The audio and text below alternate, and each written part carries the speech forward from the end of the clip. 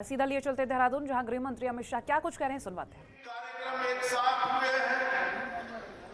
मैं इसके लिए धन सिंह रावत को बहुत बहुत साधुवाद देना चाहता हूं। तीनों कार्यक्रम का अपना अपना महत्व है। सबसे पहले आज PACS primary agriculture society Uttarakhand में जितनी भी ग्रामीण सोसाइटियां हैं, इस सब का कंप्यूटराइजेशन करने का काम आज उत्तराखंड ने समाप्त कर दिया। जब कंप्यूटराइजेशन होता है तो पैक्स के मेंबरान को कभी घपले घोटाले का सामना करने की जरूरत नहीं पड़ती। जब कंप्यूटराइजेशन हो जाता है तब जिला बैंकों के साथ सीधा जुड़ाव होता है। जिला बैंकों का राज्य सहकारी बैंक के साथ और राज्य सहकारी बैंक का नाबार्ड के साथ जुड़ाव होता है। किसानों की जितनी भी योजनाएं हैं वो पैक्स के माध्यम से सीधे किसान तक पहुंचाने की व्यवस्था हो जाती है। देश में बहुत कम राज्य हैं जिसने एक काम समाप्त किया है। मोदी जी के नेतृत्व में भारत सरकार भी एक कार्य योजना बना रही है, जिसके तहत देश भर के सारे एग्रीकल्चर सोसाइटी को पैक्स को हम कंप्यूटराइज कर जिला बैंक, स्टेट कोऑपरेटिव बैंक और नाबार्ड के साथ जोड़ने का प्रयास करेंगे। अभी योजना बनेगी, मगर योजना के लिए सॉफ्टवेयर बनाना था, मॉडल एक्सेप्ट करना था। नाबार्ड के अधिकारी मेरे पास आए, मैंने उनको कहा कि हमारे धन सिंह ने बनाया है, भाई उत्तराखंड जाकर देख कर आओ और हो सकता है कि उत्तराखंड के मॉडल को पूरा देश स्वीकार कर पूरा देश उत्तराखंड के मॉडल पर आ गया। मैं इसलिए पुष्कर सिंह जी और धन सिंह रावत को बहुत बहुत बधाई और शुभकामनाएं देना चाहता हूं। दूसरा बहुत बड़ा काम हुआ है। आज मुख्यमंत्री जी ने मुख्यमंत्री घासियारी कल्याण योजना का अनुमोदन किया था। इसका शुभारंभ हम जानते हैं, इस देवभूमि में पहाड़ की चोटियों पर विपरीत मौसम के अंदर गाय को चारा डालना है, भैंस को चारा डालना है, हमारी माताओं बहनों को चारा लाने में कितनी दिक्कत आती है। यहां पर लगभग 1000 एकड़ की खेती और 2000 किसान ये मक्के की खेती करेंगे और उसमें से एकदम साइंटिफिक तरीके से पौष्टिक पशु आहार बनाने की यहां पर योजना हुई है। 1 लाख किसानों तक इसका फायदा पहुंचने वाला है। थोड़ा बहुत तो मौसम अच्छा होगा तब नीला चारा भी डालना पड़ेगा, हरा चारा उसको डालना पड़ेगा, परंतु ज्यादातर मेहनत हमारी पशुपालन के साथ जुड़ी हुई बहनों की, माताओं की इसके कारण समाप्त। और तीसरा काम हुआ है, यहां पर एक कोऑपरेटिव ट्रेनिंग सेंटर का उद्घाटन मेरे हाथ से कराया गया। मैं आपको कहने आया हूं मित्रों, एक कोऑपरेटिव ट्रेनिंग सेंटर आज कोऑपरेटिव को आगे बढ़ाने के लिए बहुत बड़ी जरूरियात है। सहकारिता आंदोलन को जिस प्रकार से कांग्रेस के राज में क्षीण कर दिया, मोदी जी ने अभी आजादी के अमृत वर्ष पर, आजादी के 75वां साल है, उस वक्त एक नया सहकारिता आंदोलन बनाकर, विभाग बनाकर, मंत्रालय बनाकर सहकारिता से जुड़े हुए देश के करोड़ों किसान, महिलाएं, मजदूर, मछुआरे, ये सबके कल्याण के लिए बहुत बड़ा काम किया। मित्रों, किसी को इतने साल तक ये याद नहीं आया कि छोटा किसान, मझला किसान, ये मछुआरे, ये दूध का व्यापार करने के लिए तरसती अपनी माताएं बहनें, पशुपालन करने वाला भाई अगर सहकारिता आंदोलन मृतप्राय होता है तो उनका क्या? मगर मोदी जी गरीब के घर से आते हैं, गरीब का दर्द उनके दिल में रहता है। उन्होंने सहकारिता विभाग बनाया, सहकारिता मंत्रालय बनाया और मेरे लिए भी सौभाग्य की बात है कि इस पहला सहकार मंत्री बनने का सौभाग्य उन्होंने मुझे दिया। और जब सहकारिता को बढ़ावा देना है तो प्रशिक्षण के बगैर, ट्रेनिंग के बगैर सहकारिता का बढ़ावा नहीं हो सकता। मित्रों, इसलिए आज एक ट्रेनिंग इंस्टीट्यूट जो बनने जा रहा है उसका भी बहुत बड़ा फायदा है। मगर ये मुख्यमंत्री गस्यारी कल्याण योजना है, उसका बहुत बड़ा फायदा है। 50% सब्सिडी पर सिर्फ 2 रुपया किलो पर इनको ये पशु आहार दिया जाएगा। ढेर सारे अकस्मात से, ढेर सारी आपदाओं से ये माताएं बहनें बचेगी।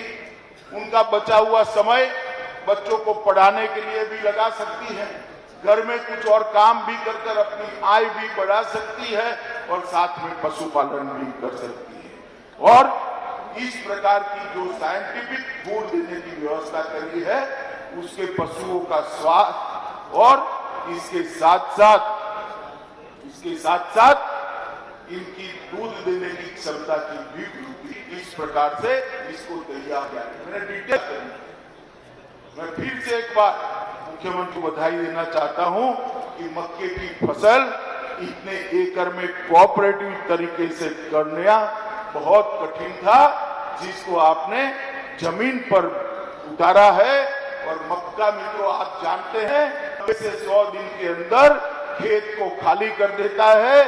तो एक बार मक्का बनाया, बाजार में दे दिया, इससे फूड उसको प्रोसेस कर पशु आहार बनाया और फिर इसका दूसरा सब्जी का या कोई भी वो करना है तो अपनी खेती किसान कर सकते हैं। आज नहीं मैं हूं, अभी कांग्रेस वालों को तुरंत नए कपड़े 5 साल तक थे, कोई हिसाब कहाँ थे, कोई हिसाब किताब नहीं, कहाँ थे, कोई हिसाब किताब नहीं।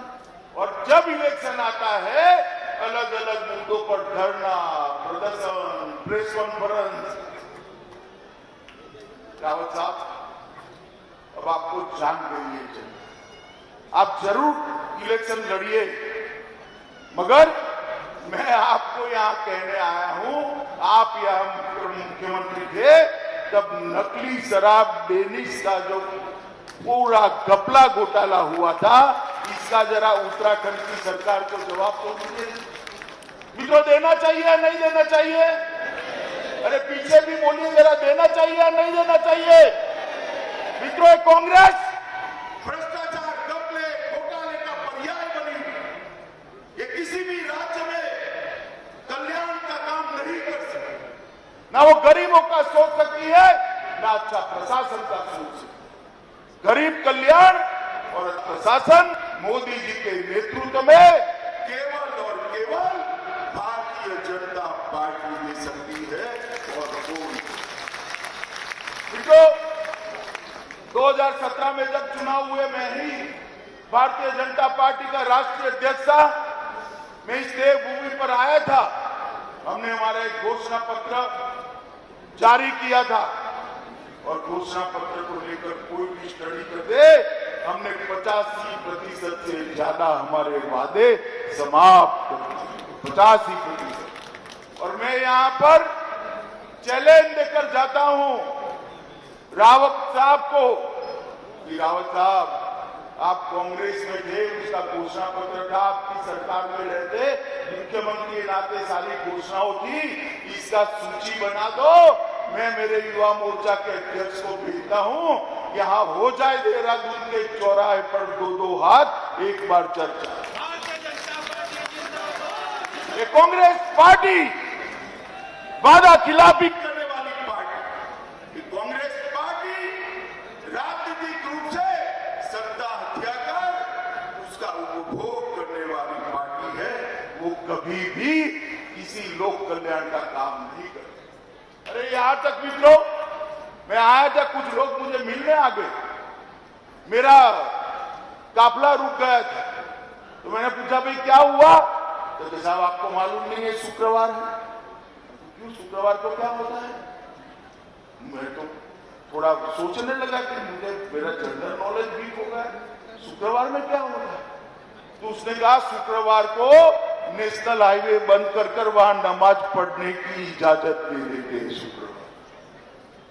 शुक्रवार को छुट्टी देने की भी हिमाकत करने की सोची थी इन्होंने।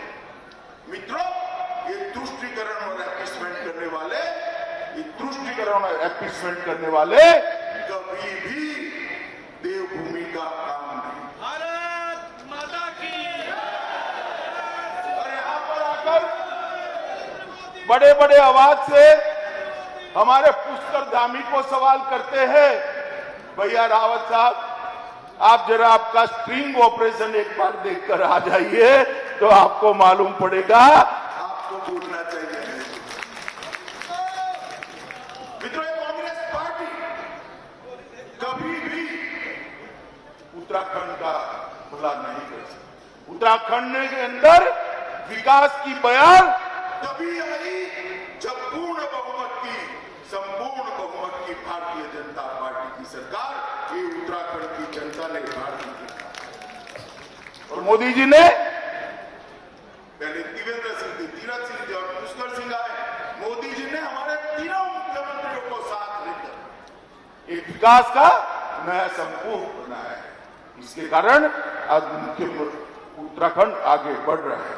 मित्रों, इतना बड़ा कोरोना का आपदा आई, पहाड़ पर है हमारा प्रदेश, दूर सुदूर भौगोलिक क्षेत्र में रहने वाले लोग हैं, मगर कोई भी कहां भी रहा हो, मैं इतना निश्चित कह सकता हूं, कोरोना से बचाने का काम भारतीय जनता पार्टी की सरकार। उत्तराखंड हमारा ये वीर भूमि है, देवभूमि। 100% टीकाकरण जिन राज्यों में पहली सबसे पहले हुआ, उसमें से हमारा उत्तराखंड। ऑक्सीजन प्लांट भी लगाए गए, नए नए अस्पताल खोले गए, नए नए बेड बनाने की व्यवस्था हुई। तीसरी लहर आई नहीं, बद्री विशाल की कृपा है, मगर आती तो भी सारी तैयारियां हमारी भाजपा सरकार ने कर रखी। इस प्रकार से काम करते हैं। और अभी आपदा आई,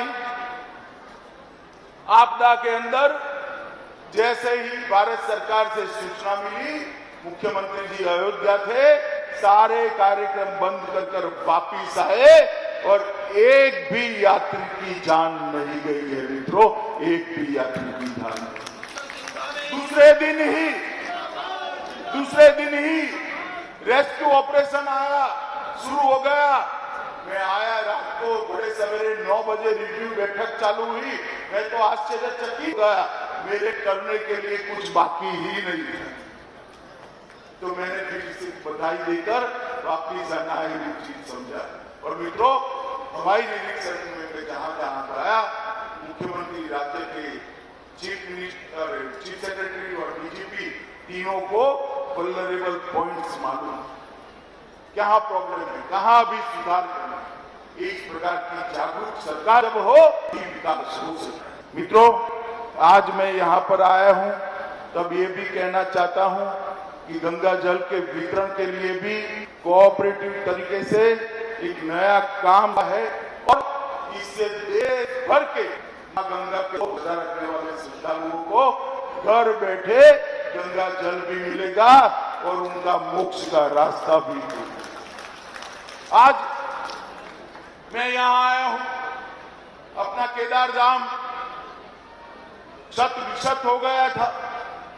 जब आपदा आई तब 5 तारीख को प्रधानमंत्री जी उसका वहां पर एक बहुत बड़ा भगवान आदि शंकराचार्य का मूर्ति वहां लगाने वाले हैं मित्रों, और उसके साथ देश भर के शिवालयों को उन्होंने जोड़ा है। बद्रीनाथ की योजना तैयार हो गई, काम चालू होगा। केदारनाथ का पुनर्निर्माण आज समाप्ति के आरे पर है और आपका 4 धाम संपर्क का जो सुधार था वो 890 किलोमीटर का 11,680 करोड़ के खर्चे से 4 व्हीलर रोड 365 डे रोड आज समाप्ति की ओर जा रहा है। ये भारतीय जनता पार्टी भी कर सकती है। उनको तो डर लगता था वे केदारधाम का मंदिर वाले तो अपनी वोट बैंक क्या सोचेंगे। रावत साहब आप डरिए, हम किसी से नहीं डरते। ये बद्री विशाल और केदारधाम उत्तराखंड का नहीं पूरे भारत का गौरव है, उसका पुनर्निर्माण होना ही चाहिए। अमृतसर कोलकाता औद्योगिक गलियारे के लिए 20,000 करोड़ का निवेश, ऋषिकेश कर्णप्रयाग नई रेल लाइन 125 किलोमीटर की 24,659 करोड़ का रेल निवेश, राष्ट्रीय राजमार्ग के नगीना काशीपुर खंड को 4 लेन का बनाना 2500 करोड़ का निवेश, काशीपुर सीतारखंड नेशनल हाईवे 74 757 करोड़ का निवेश, विष्णुगढ़ पीपलकोटी जल विद्युत परियोजना 450 मेगावाट की 3860 करोड़ का निवेश, तपोवन विष्णुगढ़ जल विद्युत परियोजना 5867 करोड़ का निवेश, हरिद्वार देहरादून चौड़ीकरण योजना 593 करोड़ का निवेश, Lata Tapovan hydro electric power project 1527 crore का निवेश, मुजफ्फरनगर हरिद्वार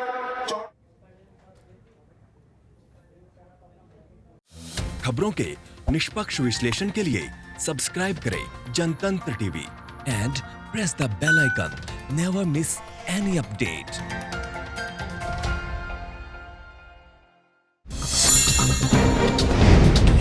डाउनलोड कीजिए जनतंत्र टीवी ऐप को, जो कि अवेलेबल है गूगल प्ले और ऐप स्टोर पर।